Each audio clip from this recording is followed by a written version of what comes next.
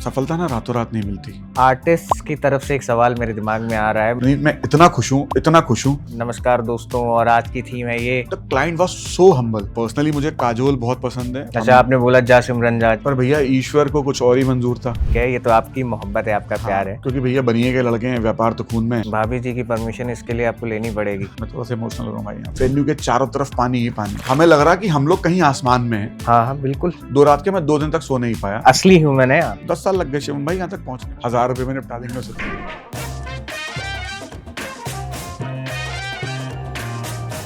Welcome to the show Puneet ji, कैसे हैं? मैं बहुत अच्छा हूँ शिवम जी।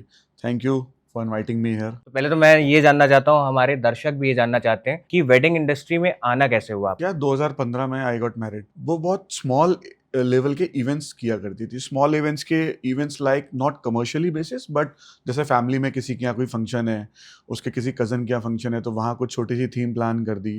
वो अपने शौक के लिए करती थी, कमर्शियल बेसिस के लिए नहीं करती थी। तो जब हमारी शादी हुई, शादी के कुछ 1 महीने 1.5 महीने बाद उसकी एक फ्रेंड का फोन आया कि इशिता यार, मेरे घर में एक छोटा सा गेट टुगेदर है और एक बर्थडे पार्टी है। उसकी फ्रेंड के हस्बैंड की बर्थडे थी वो, और बोली हम एक 50-60 लोगों की गैदरिंग कर रहे हैं और उसमें हमें यार कुछ थीम डिसाइड करके बता दें, तू ही वो मैनेज करा दे, और कोई बहुत बड़ा बजट नहीं है। तो मेरी वाइफ ने उससे बोला यार बजट वाला तो कोई पॉइंट ही नहीं है, अब मेरी शादी हो गई, अब मुझे परमिशन लेनी पड़ेगी अपने हस्बैंड की कि मैं ये काम कर भी पाऊंगी या नहीं कर पाऊंगी, और so I have to check with my husband. तो शी इंसिस्टेड हर, उसकी फ्रेंड ने उसको इंसिस्ट किया कि नहीं यार तू ही कर ले, और मुझे तो उस पर ट्रस्ट है, तूने मेरी इतनी सारी थीम्स पार्टीज पहले प्लान की हुई हैं, मेरी शादी से पहले भी हमने कितनी बर्थडे पार्टीज में तूने मेरी हेल्प करी है, तो ये वो। तो उसने कहा ठीक है, मैं अपने हस्बैंड से पूछ के तेरे को बताती हूँ। एंड हम लोग गोवा गए हुए थे घूमने, वहाँ पे वो कॉल आया था एंड मेरी वाइफ ने मुझसे पूछा कि यार ऐसे ऐसे कॉल आया है। तो आई वाज नॉर्मल, मैंने कहा अगर आपका मन है तो कर लो, it's okay.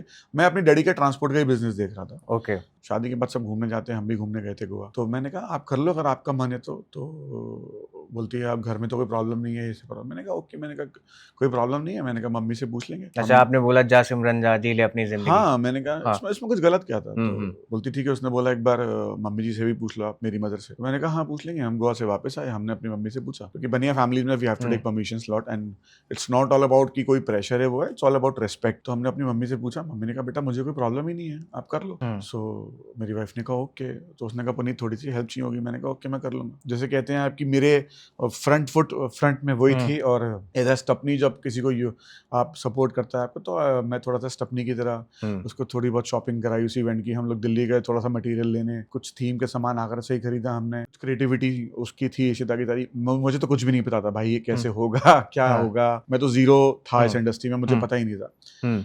I am very much happy with my dad's transport business. मैं अच्छा खासा कर रहा था एंड मैं अच्छा कमा रहा था वहाँ से, मुझे कोई ब्रेड एंड बटर की कोई प्रॉब्लम नहीं थी। I was very well established there also. तो वो इवेंट किया, मैं उसके लिए गया अपनी वाइफ के साथ, सामान वगैरह खरीदा। फिर on the day of the event जब उसकी फ्रेंड के बर्थडे था, तो we are invitees as well, हम उसमें गेस्ट भी इनवाइटीज थे, बट हम लोग थोड़ा पहले से चले गए। तो वो फ्रेंड बहुत हमारे लिए फैमिली की तरह ही थी। तो हम लोग सुबह से उसके यहाँ थे, एंड शाम को तक 2-3 वेंडर्स बुला के जो सेटअप्स करते थे वो थीम पार्टीज का, जो टीम थी उन्होंने उनको बुला के, एंड वो इशिता ने पूरा सेटअप किया, एंड शाम को हमने पूरी पार्टी एंजॉय करी। तो वो क्या हुआ, वो it was a very small theme party, but वो ना इतनी दिल से करी गई पार्टी थी।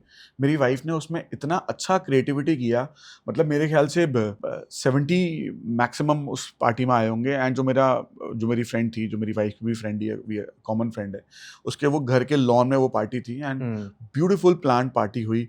क्या कैसे बार काउंटर बनना है, कैसे क्या चीज़ बननी है, बहुत अच्छी तरह से वो हुआ, एंड वो हिट हो गई पार्टी। एंड हम लोग खूब पार्टी वार्टी करके रात को 2-3 बजे घर पे आए, रात को आके सो गए। शिवम भाई आप बिलीव नहीं करोगे, बजट मुश्किल से 15-12 हज़ार के आसपास का बजट रहा हुआ। बट अगेन वो मोटो ही नहीं था हमारा कि हमें कुछ कमर्शियल, अच्छा मुझे तो कुछ नॉलेज ही नहीं थी, आप बस हेल्प कर रहे थे वाइफ मैं की उस हेल्प कर टाइम रहा पर था। कि भाई उसको करना है, मैं एंड मेरी help कर- वाइफ ना बहुत सीधी है, वो ना चालाक नहीं है कि इन टर्म्स ऑफ कि अगर आपको उससे कुछ काम हो तो वो आपका हेल्प कर देगी, बट कमर्शियल्स के नाम पे उसको नहीं पता कि 10,000 का सामान है, कॉस्टिंग अगर 10,000 की है तो 12 में बेचनी चाहिए, 11 में बेचनी चाहिए, 20 में। वो बहुत नॉर्मल है, काम से प्यार है, बिजनेस माइंड नहीं है, क्योंकि मतलब वो कि पहले भी काम कमर्शियल करे। नहीं करती थी। तो वो बर्थडे पार्टी हमारी हिट हो गई। वापस मैं अपने ट्रांसपोर्ट के बिजनेस में ज्वाइन कर लिया, नॉर्मली जैसे शादी जिंदगी की चलती है वैसे ही चलते रहे। अचानक 1-1.5 महीने बाद वी गॉट अ कॉल। उसी एक पार्टी में गेस्ट आए हुए थे, और वो मेरी जो फ्रेंड थी, जो मेरी वाइफ की भी फ्रेंड है, उसके भी मिलने उन्हीं के कोई रिलेशन में थे। तो उनका सडनली फोन आया कि यार हमारी डॉटर का फर्स्ट बर्थडे है, and I got your reference and strong reference of yours from Agra. वो क्लाइंट बाहर से थे, उनको डेस्टिनेशन बर्थडे करना था आगरा में। तो उन्होंने कहा कि ऑल्दो मैंने आपके बारे में सुना है कि आपने कोई बहुत ज़्यादा इवेंट्स नहीं किए, बट मेरे जो कॉमन लोग हैं उनकी वजह से आपका बहुत स्ट्रॉन्ग रेफरेंस है और आप बहुत अच्छा से काम कर लेंगे, मुझे उम्मीद है, तो आप हमारा प्लीज़ बर्थडे पार्टी कर दीजिए। मेरी वाइफ के अगेन वही सेम वर्ड्स भाई कि सर मैं बर्थडे पार्टीज नहीं करती और मैं इवेंट्स भी नहीं करती, वो तो मेरी फ्रेंड का बर्थडे था तो इसलिए I just supported her, I help her. मेरा कोई कमर्शियल बिजनेस नहीं है, इट्स नॉट माई बिजनेस कि मैं यहाँ से अर्न करूँ कुछ भी करूँ, कि वो मुझे नहीं पता, प्लीज आप हमें आपसे ही काम कराना है। अगेन वही शेड्यूल, मेरी वाइफ अगेन मेरे पास आई कि भैया अब ये नया फोन आ गया है, अब ये क्या करना है इसका, तो मैंने कहा कर लो भाई। हाँ। तो शी सेड अगेन पुनीत ये छोटा इवेंट नहीं होगा, ये थोड़ा सा बड़ा इवेंट होगा और मुझे इसमें आपकी हेल्प चाहिए। मैंने बोल दिया कर लूंगा। तो बोली इसमें आपकी अब छोटी मोटी हेल्प नहीं चाहिए, 1.5-2 महीने का प्रोजेक्ट है, क्योंकि हमें कुछ एक्सपीरियंस नहीं है बड़े इवेंट्स का, तो आपको थोड़ा सा एक्स्ट्रा एफर्ट देने पड़े। मैंने कहा कर लेंगे। अब भाई एक्चुअल जो जर्नी है हमारी वो इस इवेंट से शुरू हुई। शॉपिंग करी खूब दबा के, दिल्ली से खूब थीम पार्टीज का सामान खरीदा, आगरा से खूब खरीदा, कुछ चीजें कस्टमाइज करी, गूगल की हेल्प ली, दिमाग खूब लगाया। अच्छा मुझे तो कुछ नॉलेज नहीं थी, कुछ नए आइडियाज आते थे, गूगल छानता रहता था, वो नए आइडियाज। आपका रोल क्या था, मतलब ले जाके सामान दिलाना या बात करना? अगेन इस इवेंट में भी मैं स्टपनी था। ठीक है। मैं बैकएंड सपोर्टर था अपनी वाइफ का, बहुत डेडिकेटेडली काम किया, बहुत सारे टीम के लोगों से डिस्कशन किया जो इवेंट्स करते हैं आगरा में, जो हमें थीम पार्टीज में जिन्होंने हमारी हेल्प करी, उनके साथ डिस्कशन हुआ। अब उसमें हमें एक्सेप्ट ऑफ थीम डेकोर के अलावा हमें उसमें एंकर चाहिए था, हमें सिंगर चाहिए था, कॉमेडियन चाहिए था जो गेटअप्स लेता है, एलईडी वॉल चाहिए थी, साउंड का चाहिए था। हमें ये सब पता ही नहीं था कहाँ से मिलता है, क्योंकि हमने कभी किया ही नहीं। फिर आई यूज माय पर्सनल कॉन्टेक्स्ट कि यार आगरा में यार साउंड कौन लगाता है, एंकर कौन है। क्लाइंट को हमने 2-3 आगरा के एंकर निकाल के ऑप्शंस भेजे, उसे कोई समझ में ही नहीं आया, बोला नहीं I want a good anchor. Delhi भागे फिर आप? फिर हम दिल्ली गए, हमने दिल्ली में मेरे कुछ रिलेटिव्स रहते, मैंने उनको फोन किया। तब तक सोशल मीडिया पे ना आर्टिस्ट उतने लेवल पे हाइप नहीं थे, हाइप थे 10 साल पहले भी सोशल मीडिया था, पर पिछले 6-7 सालों में 5 सालों में जो हाइप हुआ है कि सारे आर्टिस्ट अवेलेबल है, इंस्टा पे, फेसबुक पे अवेलेबल है, इजी टू कनेक्ट है, पहले नहीं था। पहले नहीं था ऐसा, बिल्कुल। तो कुछ मेहनत करी, 15-20 दिन की, कुछ एंकर से कनेक्ट हुआ, हमें 2-3 एंकर्स मिले, हमने उनकी प्रोफाइल मंगाई। अच्छा वो क्या पैसे मांग रहे हैं हमें पता ही नहीं था कि एंकर्स कितने पैसे मांगते हैं, उन्होंने जो मांगा हमने एज इट इज भेज दिया। हमें ये भी नहीं पता था कि एंकर्स इतने पैसे जस्टिफाइड ले रहे हैं या नहीं ले रहे। उन्होंने भेजा, हमने क्लाइंट को प्रोफाइल भेज दी, क्लाइंट ने बजट ओके किया, प्रोफाइल ओके करी, हमने वो एंकर्स और कॉमेडियंस फ्रीज कर दिए। उसमें रोहित ठाकुर आया था मेरी इस बर्थडे पार्टी में। उस टाइम रोहित ठाकुर भी बहुत कम बजट पे काम करता था। Again I am not revealing anybody's budget, but he is a very good guy. तो वो भैया हमारा डी डे आया, हमने वो डिलीवरी करी, थीम डेकोर किया, पूरा इवेंट किया, सब कुछ किया, and the client was so humble, मतलब one of the sweetest client हमारे इनिशियल स्टेज पे हमें मिले। वो कहते हैं ना अगर आप अच्छे हो तो लोग भी अच्छे मिलते हैं। बिल्कुल सही तो कह रहे हैं आप। बहुत अच्छे से उन्होंने ग्रीट किया, हमें बहुत रिस्पेक्ट करा, ऑल टुगेदर हमारा पेमेंट हमें इमीडिएट मिल गया। अब भाई शिवम भाई हुआ क्या कि रात में 1-1:30 बजे हम खाना खा रहे थे, हम घर गए, सो गए जाके, अगले दिन सुबह उठे, हमने कैलकुलेशन किया और उसमें ठीक ठाक पैसे बच गए यार। क्योंकि भैया बनिए के लड़के हैं, व्यापार तो खून में है। मैंने कहा यार हमारी जिस इंडस्ट्री में मैं था, ट्रांसपोर्ट इंडस्ट्री में, वो थोड़ा क्रेडिट का बिजनेस था, उसमें उधार बहुत होती थी। हमारा ट्रांसपोर्ट के साथ साथ स्पेयर पार्ट्स का भी बिजनेस था, हम लोग होलसेल में डील करते थे, हमारे पूरी यूपी में सप्लाई थी। तो मैंने कहा ये तो कैश का बिजनेस है, यहाँ तो इमीडिएट पेमेंट्स हो रही हैं। उस इवेंट में हमें ठीक ठाक पैसे बच गए, मैं ये नहीं बोलूंगा कि बहुत सारे बच गए। और वो शिवम भाई ना, वो था हमारा 3-3.5 लाख रुपए की बर्थडे पार्टी का हमारा उसमें बजट था, मतलब ह्यूज अमाउंट था एक हाँ, हिसाब से मतलब बर्थडे के लिए देखा जाएगा तो सेगमेंट। हमारे लिए 3-3.5 लाख बॉस, हमने कहा ये तो बहुत बड़ा बजट हो गया। और ये किस ईयर की बात है? ये बात है 2015। तो बड़ी बात I got married in 2015 जून, 10 साल पहले। I started my company in जुलाई अगस्त, और ये इवेंट था हमारा अक्टूबर में। तो ऑलमोस्ट क्लोज टू 10 साल हो गए इस बात को। एंड वो 3.5 लाख का बजट हमारे लिए तो इस लाइक भैया क्या बजट है। हाँ बिल्कुल। और जो हमने उससे पहले जो बर्थडे पार्टी करी थी जिसकी वजह से हमें वो मिला, वो तो 12 से 15 हजार रुपए की थी। उसमें शायद हमने 4-5 हजार जेब से दिए होंगे। 15 हमें कॉस्टिंग निकालनी नहीं आती थी, 15 हजार रुपए हमने क्लाइंट से ले लिया और बाद में पता लगा कॉस्टिंग की उसकी 18-19 हजार रुपए। तो 4-5 हजार रुपए जेब से ठुक गए। Belongs to a good family, ऐसे कुछ प्रॉब्लम्स नहीं थी फाइनेंशियल की, नहीं यार 4-5 हजार जेब से लग गए तो हाय रे हाय, वो कोई इश्यूज नहीं। उस दिन के बाद से मेरा निगाह उस बिजनेस पे चली गई। ओके, तो कहते हैं कभी कभी आप काम को नहीं चुनते, काम आपको चुनता है। I was 30 on that time when I started my this event industry। अभी भी 30 लगते हैं पुनीत भाई आप। हाँ थैंक यू सो मच। मैंने कहा यार इशिता, यार ये बिजनेस तो बढ़िया बिजनेस है यार। मुझे लगता है कि ये मुझे लाइफ में कुछ करना था और शायद ये गॉड ने मुझे एक रास्ता दिया। ये पर्पस आपको आपकी वाइफ के थ्रू मिला, मतलब ये कह सकते हैं कि ये पर्पस ऑफ लाइफ आपका बन गया ना। तो अभी आप मैं अगर बोलूं वैसे कि शायद मेरी शादी, मैं थोड़ा सा इमोशनल हो रहा हूँ भाई यहाँ। नहीं कोई बात नहीं, कोई बात नहीं, गो अहेड। तो मुझे लगता है कि ये शायद ऊपर वाले ने हमें मेरी वाइफ मेरी शादी के बाद ये हमें हम्म। ये मौका दिया।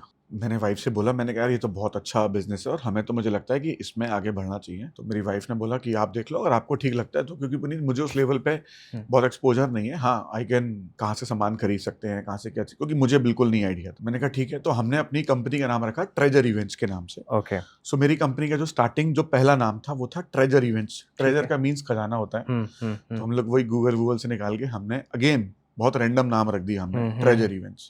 ट्रेजर इवेंट्स के नाम से अपना फेसबुक पेज बनाया और हमने वो मार्केटिंग स्टार्ट कर दी। कुछ फ्लायर्स वगैरह बनवाए, फिर मैंने एक बंदा हायर कर लिया परमानेंट ये सब फ्लायर्स बनाने के लिए। मैंने कहा भाई तू घर पे, और वो वर्क फ्रॉम होम करता था, तब तक हमारा कोई ऑफिस भी नहीं था, वर्क फ्रॉम होम करता था वो, कहीं और जॉब करता था एंड पार्ट टाइम में हमारे लिए फ्लायर्स बनाता था। अभी सैलरी पे एकदम टीम रख लें, हमें कोई कमाई तो थी नहीं एकदम से, हमें नहीं पता था कितना बिजनेस आने वाला है कितना नहीं आने वाला। हमने वो स्टार्ट किया एंड कुछ 1-1.5 महीने के बाद से हमारे पास फिर लाइन लगना शुरू हो गई भाई।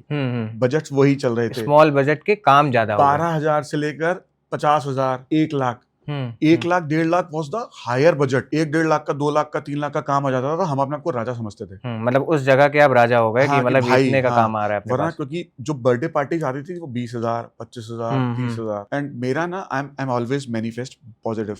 मेरे संग शिवम भाई जीवन में एक बड़ी समस्या है, लोग उसे नेगेटिव कहते हैं, मेरे संग एक बड़ी समस्या है, मेरे जेब से 10,000 गिर जाए, कोई 20,000 मार ले, कभी नेगेटिव सोचता ही नहीं। मतलब मेरे से 10,000 का नुकसान हो जाए, मैं कहता हूँ जो होता है ना अच्छे के लिए होता है। मेरा जीवन में सिर्फ एक ही संदेश है, बहुत रिलीजियस हूँ और हमेशा मैं ये सोचता हूँ जो होता है अच्छे के लिए होता है। नहीं, वो तो आपकी स्टोरी से भी नजर आता है। और आप आगे बढ़ो और व्हाटएवर इज हैपनिंग सब कुछ स्क्रिप्टेड है। श्री कृष्ण ने सब कुछ पहले से लिखा हुआ है कि जीवन में जो घटित होना है आपके साथ वो सब कुछ पहले से लिखा हुआ है। एक टाइम पे हमारे पास ये स्थिति थी कि हमारे पास एक साल तक हम सोल्ड आउट थे। क्वांटिटी वही थी, बजट वही थे, स्मॉल बजट 50,000, 1 लाख, 50,000, 1 लाख, पर हम महीने में 20-20 इवेंट करते थे, 15-15 इवेंट करते थे। 20-20 हजार के इवेंट के लिए मैं क्लाइंट के यहाँ 8-8 घंटे मीटिंग करके आया हूँ। नहीं, बिल्कुल समझ सकता हूँ इस बात को कि 20,000 के बजट का काम करना है। कि हमारे घर पे वेलकम पार्टी है भाई, हमारे घर का इनॉग्रेशन पार्टी है और उसमें आपको डेकोर कर दो, हम कर देंगे। हम क्लाइंट को बजट बोल रहे हैं 50,000, वो बोल रहा है हमारा तो 25,000 का ही बजट है, हमें काम करना है। हमने कहा हम काम करेंगे और उसकी मीटिंग के लिए हम घर में 8-8 घंटे डिस्कशन कर रहे हैं, कभी क्लाइंट के संग, कभी उसकी वाइफ के संग, कभी उसकी फैमिली आ गई तो हम लोग कभी रेकी करने जा रहे हैं। पता चला 25,000 का तो इवेंट किया, खर्च कर दिया उसमें 35,000 रुपए। एज ए प्लानर क्या उस टाइम पर लोग रिस्पेक्ट नहीं करते थे इवेंट प्लानर्स की? कंट्रोवर्शियल पॉइंट है हमारी इंडस्ट्री में। रेस्पेक्ट तो शुरू से ली है, काम मिले या ना मिले, रेस्पेक्ट पहले चाहिए। चाहे 10,000 का काम शुरू करते थे, आज चाहे बड़े काम कर रहे हैं, रेस्पेक्ट पहले है। जहां रेस्पेक्ट नहीं है वहां काम नहीं है। From the very first day, तब भी मीटिंग करने जाता था, आज भी मीटिंग करने जाता था। मैं अपनी वाइफ से भी तब ये कहता था और मेरा खुद से भी कमिटमेंट और मेरी टीम से भी यही है। आज मेरी टीम से भी यही है, जहां कोई क्लाइंट डिसरेस्पेक्ट करे, बदतमीजी करे, डिसरिगार्ड करे, उसे प्यार से समझाओ।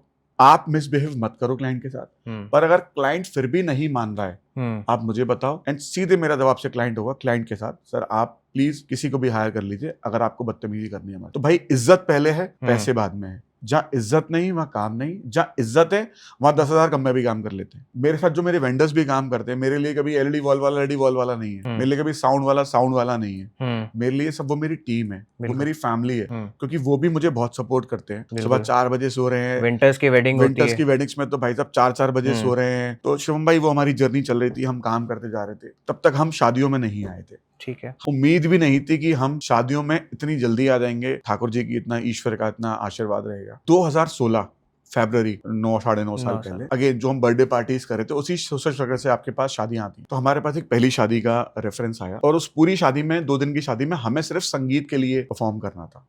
उस संगीत में हमें एक एंकर देनी थी, हमें साउंड लगाना था, बैंड देना था और उसकी कोरियोग्राफी करनी थी। तो हमने कुछ फ्रीलांसर्स कोरियोग्राफर से बात करी एंड क्लाइंट के 15-18 डांस परफॉर्मेंसेस थे। कोरियोग्राफर के साथ हमने वो संगीत प्लान किया, वो हमने पूरा संगीत ऑर्गेनाइज किया। वो आगरा में एक रिसोर्ट में था। पहली शादी का हमारे पास काम आया 4-4.5 लाख रुपए का, वो संगीत का काम। हमें लग रहा कि हम लोग कहीं आसमान में हैं। उसमें बड़ा एक ब्लंडर हुआ मेरे साथ, मैं आपको बताना चाहूंगा। और ये वेन्यू क्या था? ये वेन्यू आगरा में था, मधु रिसोर्ट। उसमें एक बड़ा ब्लंडर हुआ। मैं बहुत रिस्पेक्ट करता हूँ अपनी इंडस्ट्री की, मैं उस एंकर का नाम नहीं लूंगा। अच्छा। हमने एक एंकर बुक करी, अब वो एंकर दिल्ली रहती है, उस टाइम पे वो आगरा ही रहती थी, एंड उसने हमें डिच कर दिया। ओके, मतलब आए नहीं वो एंकर करके एडवांस लेकर नहीं आए? एडवांस तो नहीं लिया था। अच्छा। बस उस टाइम कोई कंफर्मेशन देकर वो आए नहीं। 7 बजे मेरी एंकर से बात हो रही है कि भाई संगीत 7:30-8 बजे शुरू होने वाला है। She said sir on the way हूँ। मैंने आधे घंटे बाद फोन किया, फोन स्विच ऑफ। मैं 7:15 तक कॉल कर रहा हूँ, फोन स्विच ऑफ। शिवम भाई आपकी पहली वेडिंग, 500 लोग लॉन में, संगीत में लोग इकट्ठे हो रहे हैं धीरे धीरे, आपकी क्या हालत होगी? कोई एक्सपीरियंस नहीं है आपको शादियों का, कोई एक्सपीरियंस नहीं है डिचिंग का, आप कॉन्फिडेंट नहीं हो अपने काम के लिए। भाई साहब मेरा तो बीपी शूट अप। पहली बारी धोखा भी मिला होगा पहली बारी धोखा भी ये मिला। सब भी हो सकता है इस काम हाँ, में, वर्क एथिक्स सबके नहीं है। पर अगेन कहते हैं ना कि अगर आप अच्छे मन से काम कर रहे हो तो ईश्वर साथ देता है। उस इवेंट के लिए हमारी 2-3 एंकर से बातचीत चल रही थी। अगेन मैंने रैंडमली जो एंकर फाइनल करी थी गेस्ट ने, तो अलावा मेरे पास और 2-3 एंकर्स के नंबर थे। मैंने एक एंकर को फोन लगाया, तो मैंने कहा यार, उसको मैंने झूठ नहीं बोला, मैंने कहा ऐसे ऐसे यार मेरे संग दूसरी एंकर ने डिच कर दिया है, आप फाइनल नहीं हो शो के लिए, बट अगेन अब मेरी को जरूरत है, अगर आपको लगता है आप कुछ कर सकते हो, मेरी हेल्प तो कर सकते हो। अब आप मेरी शायद इस बात पे कोई यकीन नहीं करेगा, उस एंकर का एक शो था जो लास्ट मिनट कैंसिल हो गया। अच्छा।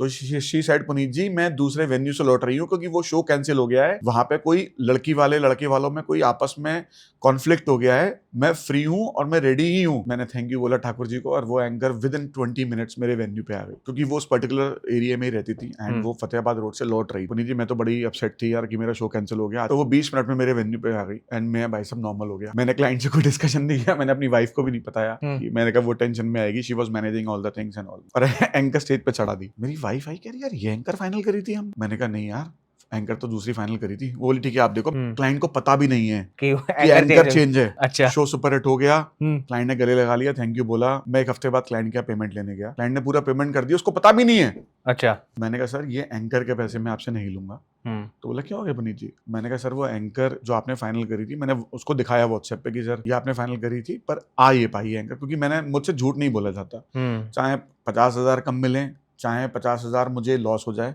मैं झूठ बोल के काम नहीं करता। क्लाइंट बोला पुनीत जी मैंने तो गौर भी नहीं किया, क्योंकि बेटी ने कन्वर्सेशन करी थी और शादी में बच्चे कहाँ देख पाते हैं, हमारा शो अच्छा हो गया, किसी ने भी किया क्या फर्क। बोले आपकी ईमानदारी है कि आप सच बोल रहे हो। तो वो हमारा एक बड़ा टर्निंग पॉइंट था।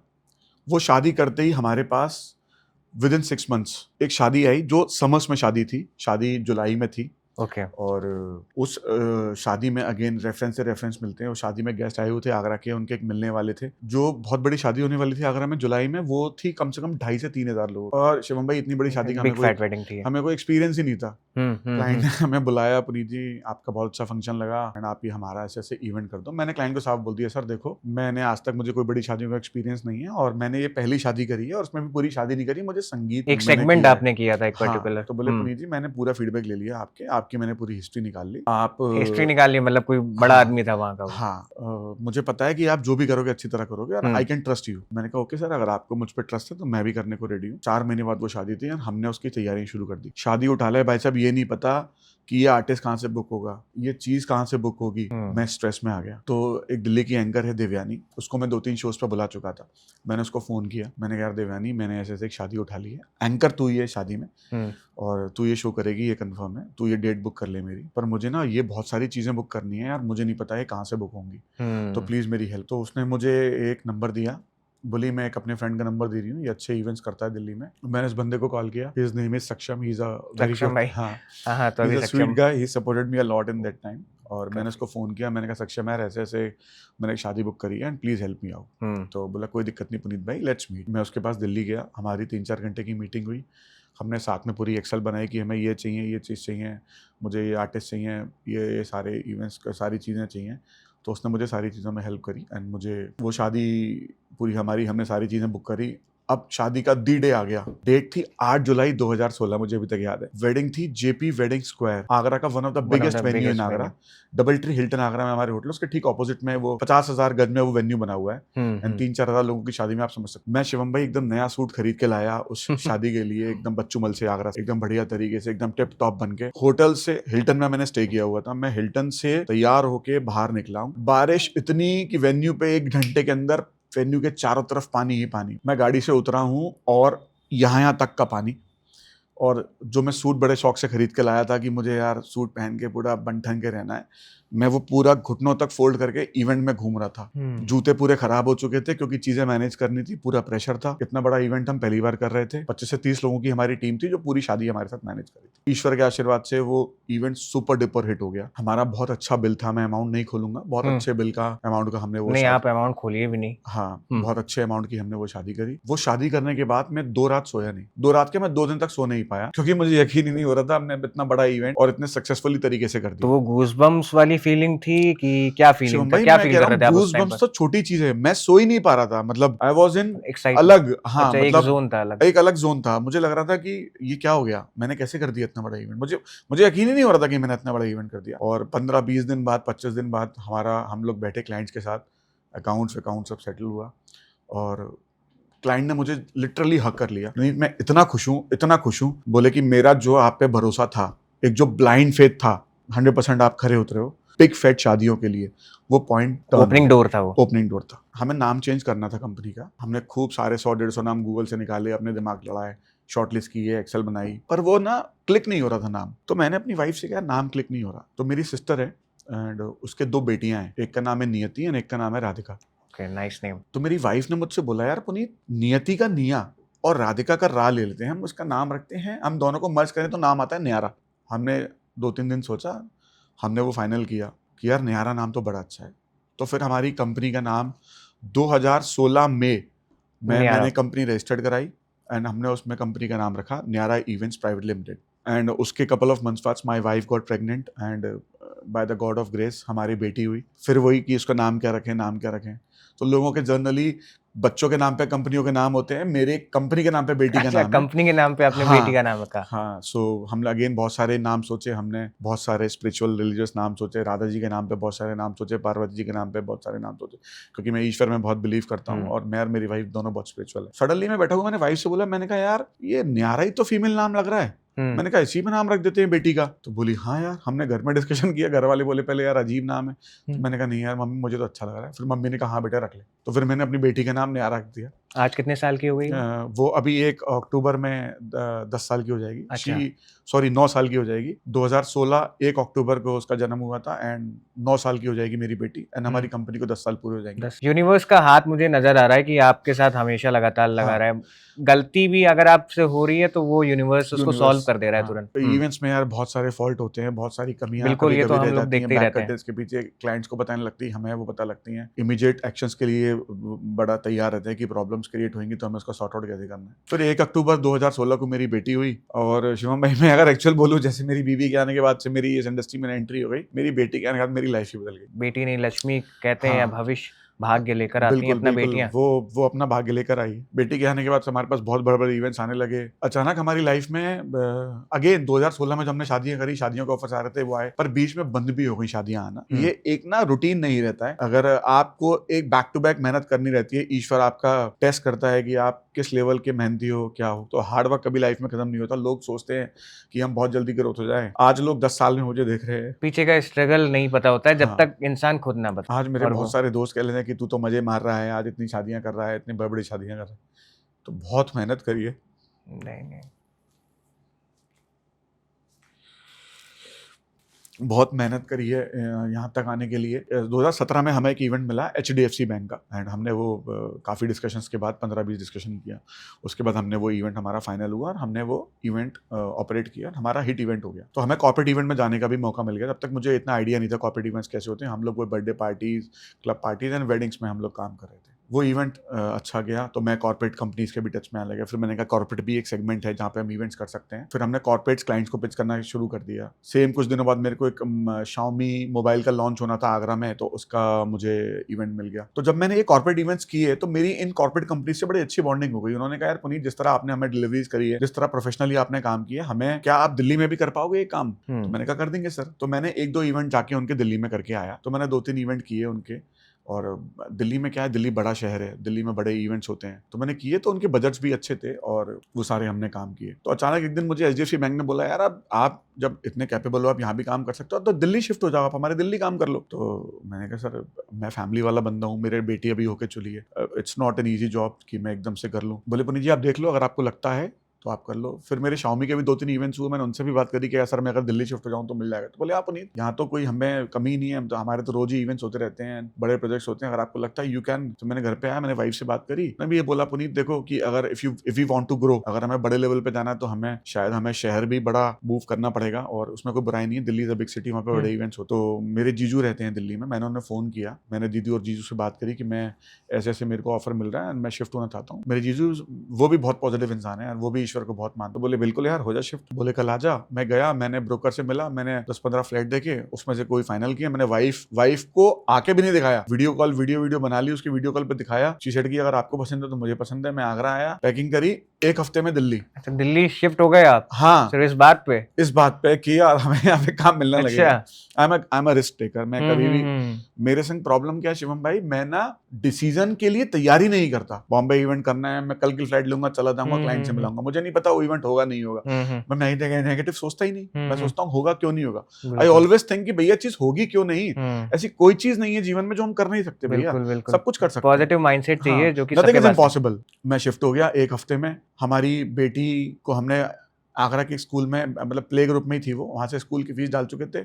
मेरी वाइफ बोली भेज जाएगी, मैंने कहा जाएगी तो जाएगी। अब वो निकाल लिए, हम दिल्ली शिफ्ट हो गए। दिल्ली में हमने प्ले ग्रुप में एडमिशन करा दिया। तब तक मेरे बेटा भी हो चुका था। 2016 में अक्टूबर में मेरी बेटी हुई है, और 2018 अगस्त में राखी से 2 दिन पहले मेरे बेटा हुआ है, उसका नाम है एरिश। अक्टूबर में हम दिल्ली शिफ्ट हो गए। तो मेरा बेटा 2 महीने का था और मेरी बेटी 1.5 साल की थी जब हम लोग दिल्ली शिफ्ट हुए। तो ये एक तरीके से बहुत बड़ा स्टेप हुआ पुनीत जी। मतलब आप अपने साथ साथ पूरी फैमिली को लेकर जा रहे हैं। फैमिली भी एक तरीके से स्ट्रगल ही तो कर रही है। स्ट्रगल ही थी, और मुझे नहीं पता था कि क्या एस्टेब्लिशमेंट होगा क्या नहीं होगा। अगेन मैं शिफ्ट हुआ, शिफ्ट होते ही मेरे को Xiaomi का बहुत बड़ा प्रोजेक्ट मिल गया, दिवाली कैंपेन का। It was a 22 days campaign जो हमें दिल्ली, गाजियाबाद, नोएडा, गुड़गांव सब में करना था।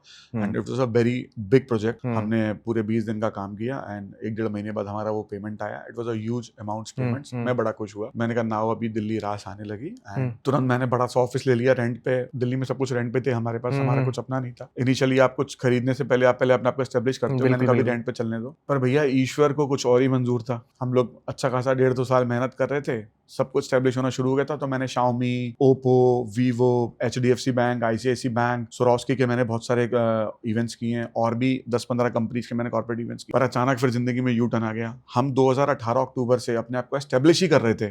2020 में दुनिया को पता है कि क्या महामारी आई, कोविड आ गया। 19 मार्च 2020 को जिस दिन कोविड अनाउंस हुआ, उसके ठीक हफ्ते बाद मेरी एक बॉम्बे में बहुत बड़ा कॉर्पोरेट इवेंट था मेरे पास। 28 मार्च 2020 को मेरा सब कुछ प्लान हो चुका था, सारी टीम तैयार हो चुकी थी, और उसमें अच्छे खासे पैसे भी इन्वेस्ट कर चुके थे हम लोग। अचानक मैं ऑफिस में बैठा न्यूज़ देख रहा था। न्यूज़ पे आया कि ऐसे ऐसे कोविड बढ़ता जा रहा है एंड 1 हफ्ते के लिए आपका लॉकडाउन किया जा रहा है। पहला लॉकडाउन 1 हफ्ते का था। क्या सभी लोग बड़ा नॉर्मली ले रहे थे, सबको नहीं पता था कि इतना कोई बड़ा ये प्रॉब्लम हो जाएगी। वो इवेंट नहीं हो पाया, कोई भी इवेंट्स नहीं हो पाए, सारी चीजें रुक गई। जब कोविड अनाउंस हुआ था उस टाइम पे मेरे बहुत अच्छे क्रेडिट थे कॉर्पोरेट कंपनीज पे, जो हमें आपको रिसीव होने थे, जो हमें क्लाइंट से मिलने थे। पर वो लॉकडाउन बढ़ता गया, पेमेंट्स डिले होती गई। अब आप कमाई नहीं कर रहे हो, आपकी इनकम नहीं आ रही। आपको अभी 1.5-2 साल हुआ है दिल्ली में आए हुए। अक्टूबर में शिफ्ट हुए, 19 का अक्टूबर और 2020 का मार्च, और सारी चीजें रेंट पर हैं। 1.5-2 साल हुए। मेरे पास 6 से 7 लोगों की टीम थी। मेरे पास दिल्ली में ऑफिस रेंट पे था, मेरे पास घर रेंट पे था, सब कुछ रेंट पे था। 18-19 महीने हमने अपनी सेविंग्स पे सरवाइव किया। वो सर्वाइवल शिवम भाई, मैं मुझसे पूछना मत ना, मैं उसको बता पाऊंगा। मैं पूछना नहीं है, वो सबका हाल लगभग एक रहा। ऐसा नहीं कि वैसे कोई प्रॉब्लम थी, मैं अच्छा खासा फर्स्ट क्लास फ्लैट में रह रहा था, बहुत अच्छा रेंट दे रहा था। पर आप कहते हैं ना, जब आपकी सेविंग्स खाली होती जाती हैं, नहीं क्योंकि बच्चे भी हैं, फ्यूचर भी देखना है, फैमिली भी है, फ्यूचर भी देखना चाहता है, बच्चे इतने छोटे हैं और आपके पास इनकम कोई नहीं आ रही। 20 महीने तक तो मैं झेल गया, और 2-3 महीने हमने सोचा कर लेंगे। पर 22-23 महीने के बाद मैंने अपनी वाइफ से बोला, मैंने कहा यार सेविंग्स खत्म होती जा रही है, मुझे लगता है कि अभी यहाँ और 1-2 साल कुछ नहीं दिख रहा मुझे। गवर्नमेंट ने रिस्ट्रिक्शंस कर दिए कि आप बड़े गैदरिंग में इवेंट्स नहीं कर सकते, तो कॉर्पोरेट कंपनीज ने तो ऑनलाइन इवेंट शुरू कर दिए थे, सोशल मीडिया वाले इवेंट शुरू कर दिए थे। अग्रवाल पैकर्स एंड मूवर्स को बुला के हम लोग जब पैकिंग करवा रहे थे कि भैया चलो ट्रक में लोड, बुलवाया भी आपने? मैं 2 घंटे रोया हूँ।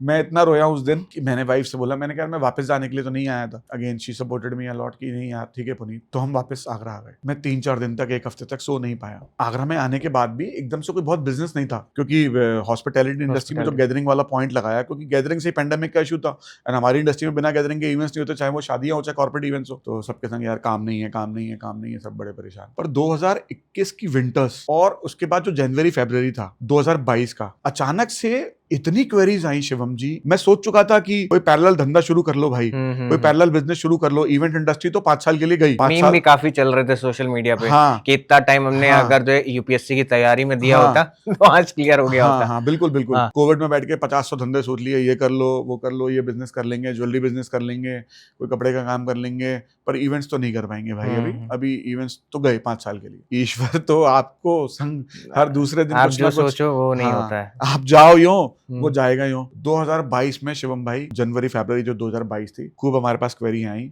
हमने पेल के काम किया। 2022 की समर्स, अप्रैल में जून में मेरे पास कम से कम 45 शादियों के लिए फोन आए होंगे, ट्रिपल एक एक दिन के लिए मेरे पास 25 कॉल आ रहे हैं। फिर हमारा सिलेक्शन शुरू हो गया, शिवम की शादी करूंगा कि नहीं करूंगा, विनीत की शादी करूंगा कि नहीं करूंगा, राम की शादी करूंगा कि नहीं करूंगा। मतलब ये अब अपने पास पावर थी कि हाँ। हम चूज करेंगे। 2022 की समर्स के बाद ना लाइफ ही चेंज हो गई। फिर हमने पीछे मुड़ के नहीं देखा। इन 4 सालों में जब से मैं वापस आगरा आया हूँ, मैंने हर साल 30 से 35 शादियां करी हैं। तो आप 4 साल के हिसाब से कैलकुलेट कर सकते हो, मैंने 100-125 शादियां कर ली हैं। एंड उन सारी शादियों में एक चीज कॉमन थी, हमने बहुत ईमानदारी से काम किया।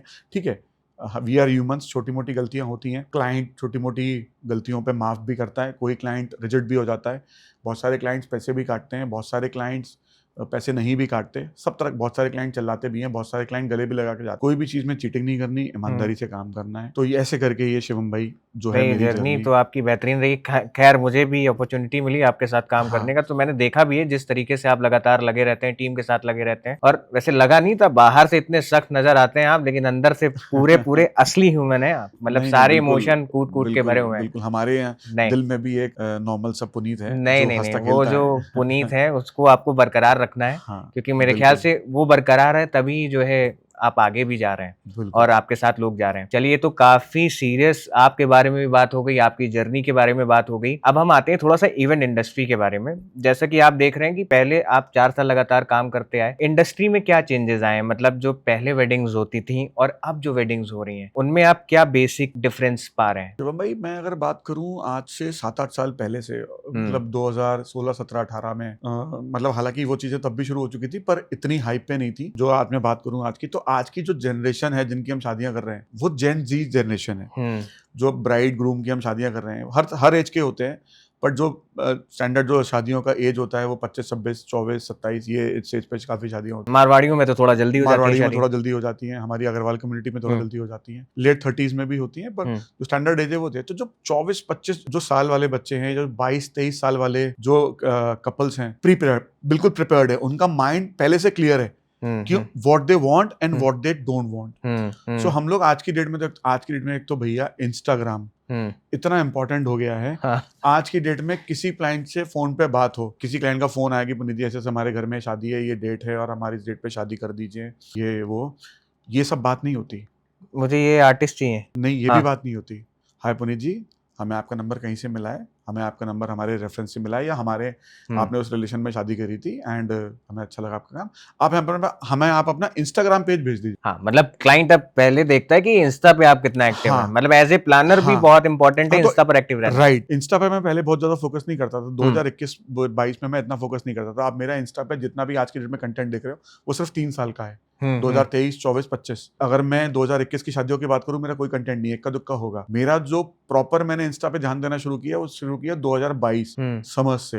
तब से मैंने ध्यान देना शुरू किया कि इंस्टा पे भैया अपलोड करना शुरू करो अब इसकी रिक्वायरमेंट, क्योंकि तब तक थोड़ी थोड़ी डिमांड बढ़ना शुरू हो गई। तो आज की डेट में क्लाइंट के पास बैठो, इंस्टा पेज दिखाओ, वो पहले सबसे इंपॉर्टेंट है। उसके बाद उसे पहले से पता होता है उसे कौन सा एंकर लेना है, कौन सा सिंगर चाहिए, कौन सा बैंड चाहिए, कौन सी थीम चाहिए, कपल को एंट्री कैसे प्लान। ऐसा नहीं कि डिस्कशन नहीं होता, डिस्कशन होते हैं, हम लोगों ने बहुत सारी चीजें भी दिखाते हैं, पर उनका माइंड पहले से प्रिपेयर होता है कि मतलब वो तैयार हैं, उन्हें पता है कि उन्हें क्या चाहिए क्या नहीं चाहिए। मतलब आपको बस वो काम करना है, आपको ज्यादा दिमाग उस चीज में नहीं लगाना है। 75% क्लाइंट को पता है कि उसको क्या चाहिए, 25% क्लाइंट डिटेलिंग करवाता है कि ये चीज चाहिए, बस 75% को पता है। हम उसको ऑप्शंस भी भेजते हैं, ऐसा नहीं कि वो हमसे ऑप्शंस नहीं लेता, सजेस्ट लेता है, पर उसका माइंड सेट है उसे क्या चाहिए। तो उसमें कभी कभी चीजें इजी भी हो जाती है, कभी कभी प्रॉब्लमेटिक भी होती है कि भैया यार हम जो बेचना चाह रहे हैं वो नहीं बेच पा रहे हैं, क्लाइंट रिजिड है। कभी कभी क्लाइंट हमारी सुनता भी है। तो अभी जैसे ब्राइड एंड ग्रूम का इन्वॉल्वमेंट ज्यादा हो रहा है आजकल वेडिंग्स में, जैसे होता था पहले फैमिलीज का इन्वॉल्वमेंट ज्यादा ज्यादा होता था कि मॉम डैड या घर के बड़े फाइनल कर रहे होते हैं चीजें, लेकिन क्या आजकल कपल्स का इन्वॉल्वमेंट आपको लग रहा है ज्यादा कपल्स है? का इन्वॉल्वमेंट आज की डेट में सबसे ज्यादा है। आज की डेट में हम कपल्स के साथ जूम कॉल्स होती हैं, पहले जूम कॉल्स इतनी नहीं होती थी, अब बिना जूम कॉल के कोई शादी नहीं होती, हर दूसरे दिन जूम कॉल, क्योंकि आजकल कपल्स भी वर्किंग है, मेजरली उनको टाइम मिलता है वीकेंड्स पे, तो लोगों के जनरली वीकेंड्स फ्री रहते हैं, हमारे सोल्ड आउट रहते हैं, चाहे वो इवेंट के लिए हो, चाहे वो कॉन कॉल्स के लिए हो या मीट, क्योंकि everybody wants to do the meeting. जैसे मैं आगरा में बैठा हूँ, मैं आगरा में खूब शादियां करता हूँ, तो मेजरली आगरा के 400 किलोमीटर रेडियस का क्लाइंट बहुत आता है आगरा में, तो वो everybody wants to travel on weekends. Delhi वाले, कानपुर, लखनऊ वाले, ग्वालियर, इधर आपके जयपुर तक से लोग आ रहे हैं, करनाल, पानीपत से खूब लोग आ रहे हैं शादियों के लिए आगरा में, तो वो जनरली कोशिश करते हैं वीकेंड्स पर रख लो जी, हमारे भी बिजनेस में छुट्टी रहती है उस दिन, तो वीकेंड्स पर रख लो जी। तो हमारे वीकेंड्स जनरली बिजी रहते हैं, उसकी वजह से हम फैमिली को टाइम नहीं दे पाते, हमें लगता है कि यार हम अपनी एंजॉयमेंट नहीं कर पा रहे वीकेंड्स पे, बट ठीक है, it's a part of business, वो डेडिकेशन होता है। तो लोगों को लगता है ना कि प्लानर्स बड़ी पार्टीज करते हैं, बहुत डेडिकेटेड हैं, ये तो बहुत ज्यादा खूब अपना पूरा मजा करते हैं, भैया ऐसा कुछ नहीं है, ये सिर्फ दूर से दिखती है ये इंडस्ट्री कि बहुत ज्यादा पार्टीज हो रही हैं, होती है, मैं मना नहीं करता, पर हमारे हिसाब से नहीं होती, हमारी कोई सोशल लाइफ हमारे हिसाब से नहीं चलती, हमें बहुत स्ट्रगल करना पड़ता है अपने लिए टाइम निकालने के लिए, हमें बहुत क्लाइंट के हिसाब से चलना पड़ता है कि हमें कब क्लाइंट के संग मीटिंग करनी है, वो 90% 80% केसेस में क्लाइंट के हिसाब से चलना पड़ता है कि भैया क्लाइंट ने आज बुलाया तो उसको टाइम देना पड़ता है, तो हमें आगे पीछे करनी पड़ती है अपनी। कई बार तो ऐसा होता है मैं वाइफ के संग डिनर पे जा रहा हूँ और या अगले दिन हमें प्लान है, हमें कहीं छुट्टियों पे जाना है, क्लाइंट का कॉल आ गया तो, और कोई अर्जेंट काम है, अगर मुझे लगता है अर्जेंट काम है तो मुझे जाना पड़ता है क्लाइंट के पास, वो हमें चीजें मैनेज करनी पड़ती हैं, हम मना नहीं कर सकते। छुट्टी उट्टी लेते हो आप काम से? हाँ लेता हूँ, ऐसा नहीं है, पहले नहीं ले पाते थे, अब मैं थोड़ा थोड़ा लेने लगा हूँ, क्योंकि मुझे लगता है यार आई एम 40 राइट नाउ, तो मुझे लगता है कि यार जिंदगी जीना भी बड़ा इंपॉर्टेंट है, और मैं सभी से रिक्वेस्ट करूंगा, अपने सारे कलीग प्लानर से रिक्वेस्ट करूंगा, वर्क हार्ड पर पार्टी हार्डर। काम के लिए पूरा टाइम निकालो पर अपने लिए भी टाइम निकालो, क्योंकि अगर अपने लिए आज टाइम नहीं निकाल पाए तो कल आपको टाइम नहीं देगा। और फैमिली भी बहुत इंपॉर्टेंट है काम के साथ साथ, काम बहुत इंपॉर्टेंट है मेरे लिए, काम मेरे लिए प्रायोरिटी है, पर मेरी फैमिली भी आज की डेट में इक्वल प्रायोरिटी पे मेरे लिए, जितना मेरे लिए मेरा काम इंपॉर्टेंट है उतना मेरे लिए मेरी फैमिली इंपॉर्टेंट। नहीं, समझ गया मैं, वो तो आपकी बातों से झलक ही रहा है पुनीत भाई। 2025 में अभी हम लोग बैठे हैं, काफी सारी डेट्स फाइनल लगभग हो ही गई हैं, 26 की भी डेट्स फाइनल हो रही हैं, तो आपके हिसाब से 25-26 में क्या ट्रेंड रहने वाला है वेडिंग? शुभम भाई, मैं 25-26 के ट्रेंड से पहले आपको एक बात बताना चाहूंगा, हमने एक शादी करी थी अभी couple of months back, okay, Agra में। The client is from Gujarat, okay, groom family is from Surat and the bride family is from Ahmedabad, और they all are Gujaratis, they all are Gujaratis. मैं उसके लिए बड़ा आपको इंटरेस्टिंग किस्सा बताना चाहूंगा कि वो क्लाइंट आया Agra, it was a 3 days bye out wedding, Agra में हमारे JP hotel and convention centre है, उसमें 3 दिन की बाय आउट शादी थी। वो क्लाइंट वॉज सो चूजी, बहुत अच्छे लोग थे। पहले तो 25 दिन की मीटिंग्स के बाद, 25 से 30 दिन के कॉन कॉल्स के बाद, मेरा इंटरव्यू लेने के बाद उन्होंने मुझे फाइनल किया। अच्छा, इंटरव्यू में लेते क्या है, क्या समझता है क्लाइंट, मतलब जब एज ए प्लानर आप जाते हो कहीं काम लेकर? उसकी फैमिली के लिए, क्योंकि शादी इट्स नॉट एन इवेंट, वो एक यार एक मेमोरी है जो उसके घर पे बन के जाएगी। वो बोलेगा यार शादी में हमने ये किया, उसकी बेटी या बेटे की शादी है तो वो बोलेगा हमने ये किया, तो it's not a one time affair. तो क्लाइंट पैसे भी खर्च कर रहा है, तो क्लाइंट को हर चीज उसके हिसाब से चाहिए और हमें देनी पड़ेगी, बिल्कुल देनी उसमें पड़ेगी। कोई कंफ्यूजन नहीं है माइंड में हमारे। और क्लाइंट का इंटरव्यू होता है, क्लाइंट जो बड़ी शादी कर रहा है उसको लगता है भैया ये सामने जो बंदा बैठा है कर पाएगा, ये इतना कैपेबल है भी कि नहीं कि हमारी ये शादी कर पाएगा नहीं कर पाएगा, हमारे इतने सारे गेस्ट आ रहे हैं उनको मैनेज कर पाएगा नहीं कर पाएगा। सो मैं उस शादी का आपको किस्सा बताता हूँ कि client is from Gujarat, 700-750 guest आने वाले थे सूरत और अहमदाबाद से मिला के। क्लाइंट हमारा ये इंटरव्यू ले रहा था कि पुनीत जी आपने कितनी शादियां करी हैं आज तक, इस लेवल की कितनी शादियां करी हैं, आप हमारी शादी मैनेज कर पाओगे नहीं कर पाओगे, हमारे गेस्टों के संग ये इश्यूज हैं या हमारे गेस्टों की ये रिक्वायरमेंट्स होंगी। आई वॉज कॉन्फिडेंट, मेरे को कोई मेरे माइंड में कोई सेकंड थॉट नहीं था कि नहीं सर कोई भी चीज़ नहीं है। Client looking for Jaipur also, तो मैंने कहा सर आप जयपुर भी कर सकते हो, पर आगरा में एक प्रॉब्लम थी उस टाइम, फ्लाइट कनेक्टिविटी नहीं थी, अभी भी नहीं है। सूरत और अहमदाबाद से कोई रूटीन में ऑल्टरनेट डेज पे अहमदाबाद से ज़रूर फ्लाइट शुरू हो गई है जैसे कनेक्टिविटी, तो वो कनेक्टिविटी का भी इशू था। तो मैंने कहा सर आप बिल्कुल आओ, आप ट्रेन से आओ और मैं मथुरा से आपका पिकअप कराऊंगा, मथुरा स्टेशन पे आप शाम को बैठोगे, सूरत से सुबह ट्रेन आ जाएगी, मैं वहाँ से पिकअप करा दूंगा। तो हमने तकरीबन 90 से 100 गाड़ियाँ लगवा के उनका पिकअप कराया था। और संगीत की थीम्स को लेके बड़ा डिस्कशन हो रहा था। क्लाइंट को हमने कई सारी थीम्स दिखाई, हमारी डेकोर जो टीम साथ थी हमारे, उन्होंने भी बहुत सारी थीम दिखाई, क्लाइंट को समझ में नहीं आया। अचानक डिस्कशन करते करते क्लाइंट के जो फादर थे, ग्रूम के जो फादर थे, रिसेंटली एक कॉन्सर्ट हुआ था आगरा में, वो इंडिया में कोल्ड प्ले, यस यस, तो द वो फेमस ट्रैक। रिसेंटली वो उसको ज्वाइन करके आए थे। तो ऐसी बातों बातों में उन्होंने बताया कि यार मैं पुनीत कोल्ड प्ले करके आया हूँ और वो कोल्ड प्ले कॉन्सर्ट में देख के आया हूँ। तो अचानक मेरे माइंड में क्लिक हो गया। मेरे साथ जो डेकोर के भैया थे जिन्होंने मेरे साथ वो डिस्कशन में सारा कर रहे थे भैया, वो हमारे दिमाग में आया कि यार हम कोल्ड प्ले कॉन्सर्ट थीम। की थीम पे संगीत करते हैं। और बहुत अमेजिंग वो थीम हुई। जो मेरे साथ डेकोर डिस्कशन में थे मिस्टर तरुण अग्रवाल जी सुमंगलम से, उन्होंने और हमने वो मिलके पूरा आइडिया इनिशिएट किया कि यार कॉकटेल जो हम इनका संगीत करें वो कोल्ड प्ले थीम पे करें। तो क्लाइंट को वो आइडिया एकदम से क्लिक हो गया और उस पर बहुत एक्सक्लूसिव एक्स्ट्रॉर्डनरी मैपिंग प्लान करें और वो पूरे जाइलो बैंड्स एंड ऑल, वो पूरा स्टारी नाइट, वो पूरा एक तरीके से स्पेस, पूरी वाइब, हाँ पूरी स्टार्स वाइब, वाली वाइब हाँ, वहां पर क्रिएट कर दी आपने। सो वो one of its kind event था। आगरा में उस तरह का आज तक संगीत पे कोई भी इवेंट नहीं हुआ टिल नाउ। आगरा में इतने सालों से शादियां हो रही हैं एंड बहुत सारे बाहर के भी प्लानर्स आके आगरा में शादियां करते हैं, लोकल प्लानर्स भी बहुत सारा काम करते हैं, पर उस तरह का आज तक का कोई इवेंट नहीं हुआ। तो इट वाज, अगर मैं बोलूँ मेरे 10 साल की जर्नी में टिल नाउ मैंने अभी कोई बहुत बड़ा कुछ काम नहीं किया है शिवम जी। मैं नहीं, पहले वो तो तो आप आपको, काम आप बड़ा ही कर रहे हैं, वो तो आप अभी ये बोल मैं रहे हैं। बोलना चाहता हूँ। हाँ, मुझे लगता है मेरी अभी शुरुआत है, मुझे तो अभी और आगे जाना है। हाँ, बट अगर आप मुझे बोलो 10 सालों में अगर मुझे कोई अच्छा लगा है, मेरा सब, मैंने सारे काम अच्छे किए हैं, हाँ, बट बस मुझे थोड़ा जो दिल मेरे के को करीब। अभी तक जो मेरे को अच्छा लगा है काम, वो मेरे को मेरा कॉकटेल और जो मैंने कोल्ड प्ले संगीत किया है मैंने, वो मेरे को अच्छा लगा है। एंड जेपी होटल में जो हमने ये वाला शादी करी थी, उसी शादी में हमने एक जेपी में वेन्यू है रिफ्लेक्शन पूल, जिसपे हमने वो शादी करी थी। आज तक जेपी के इतिहास में उसमें कभी भी जयमाला नहीं हुई।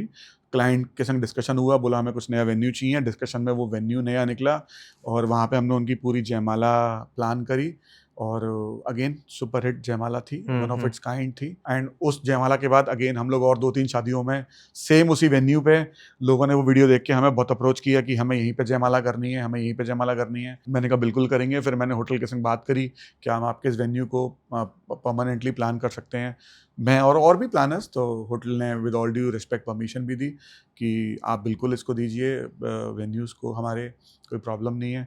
तो हमने अब क्लाइंट्स को वो सेल करना शुरू किया और आने वाले सीजन में 2-3 शादियां उस वेन्यू पे हम लोग जयमाला प्लान कर रहे हैं। और हमारी कोशिश है जो पिछली शादी हमने उस रिफ्लेक्शन पूल पे करी, अब उससे भी ग्रैंड आगे की शादियां करें, क्योंकि आप एक वेन्यू पे जब काम कर लेते हो आपको एक्सपीरियंस हो जाता है कि क्या आप इस पे नया चीज कर वो सकते आपका हो। होम ग्राउंड हो गया वो ना होम पूरा। ग्राउंड हो गया अभी वो वेन्यू हमारा। तो मैंने कहा अब हम इस पे करेंगे, हम आगे वाले सीजन में 2-3 शादियों में हम लोग उस पर जयमाला करने जा रहे हैं। तो सोशल मीडिया पर आप सबसे ज़्यादा एक्टिव नज़र आ रहे हैं और मुझे बताइए कि एज़ ए प्लानर कितना इम्पोर्टेंट है सोशल मीडिया पर एक्टिव रहना और सोशल मीडिया से कितनी लीड्स आती होंगी? शुभम, मैं अगर लीड्स की बात करूं तो साल में 60 से 70 लीड्स हमारे पास सोशल मीडिया के थ्रू आती हैं।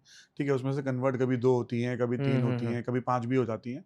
उसका रेशियो मैं मतलब कांट कंफर्म कि मैं कितना होता है। हाँ, पर लीड्स तो रूटीन में आती हैं, क्योंकि आज की डेट में इंस्टा इज एवरीवेयर और सोशल मीडिया 2025 में तो अलग ही लेवल पे खेल रहा है। और सिर्फ हमारे बिजनेस में नहीं, सब कोई आर्टिस्ट हो, होटल्स हो या कोई भी प्रोडक्ट भी हो, आप देखो ना ऑनलाइन कहाँ से कहाँ पहुंच गया है। इंस्टाग्राम के थ्रू कितना बिजनेस चल रहा है। सो मैं तो बोलूँगा आजकल में जो भी प्लानर्स इंस्टाग्राम यूज नहीं कर रहे हैं, भैया तुरंत इंस्टा पे आ जाओ और आज नहीं तो कल, नहीं तो परसों, चाहे 6 महीने लगे चाहे 2 साल लगे, you will definitely get a business.